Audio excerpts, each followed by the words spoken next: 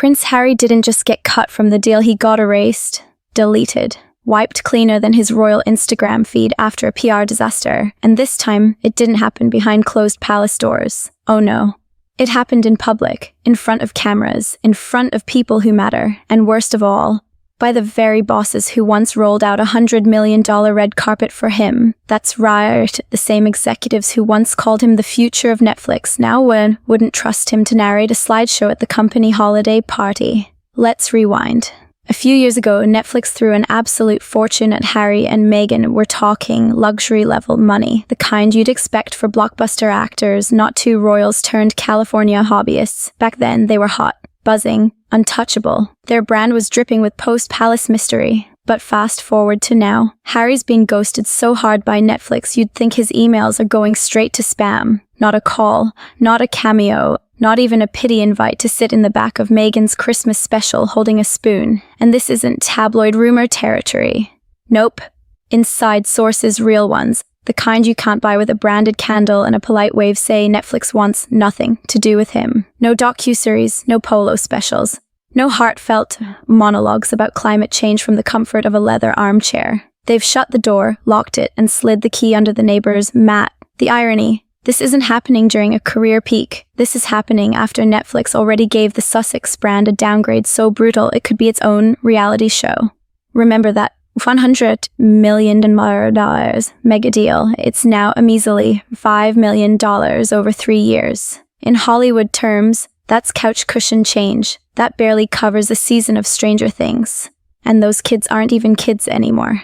So why the sudden cold shoulder for Harry? Because in the eyes of Netflix, he's gone from royal rebel to a royal liability. This is the guy who pitched a polo docuseries like it was going to be the next Tiger King. Executives laughed him out of the room. He floated a personal memoir doc, they didn't even return the call. And when Spotify's own team publicly labeled the Sussexes grifters, Netflix probably took notes.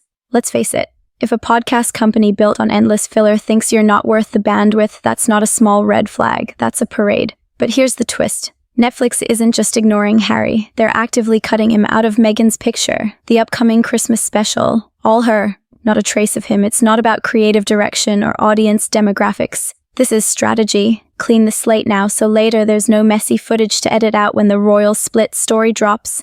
They're thinking ahead to the big payday, the divorce documentary. Harry's absence now is Netflix's golden ticket later, and the removal wasn't quiet either. According to whispers from the set, Harry showed up for a production meeting and was met with the Hollywood equivalent of a blank stare.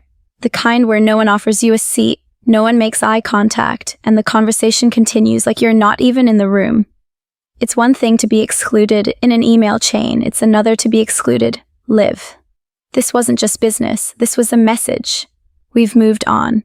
Meanwhile, Meghan's smiling like the cameras are still rolling. She's playing the part. She knows this Christmas special isn't about ratings. It's about staying visible, about keeping her lane clear for the inevitable Meghan My Story saga.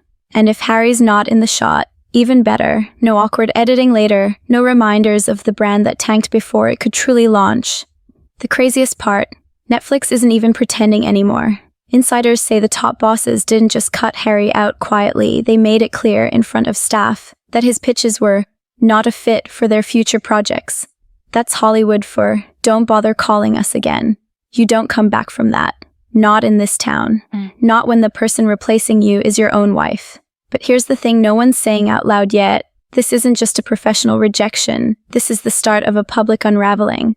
Because when a billion-dollar company ghosts you in broad daylight in front of your team and your spouse is still smiling for the same company's cameras, what does that say about what's coming next? Or better yet, what do Netflix's top bosses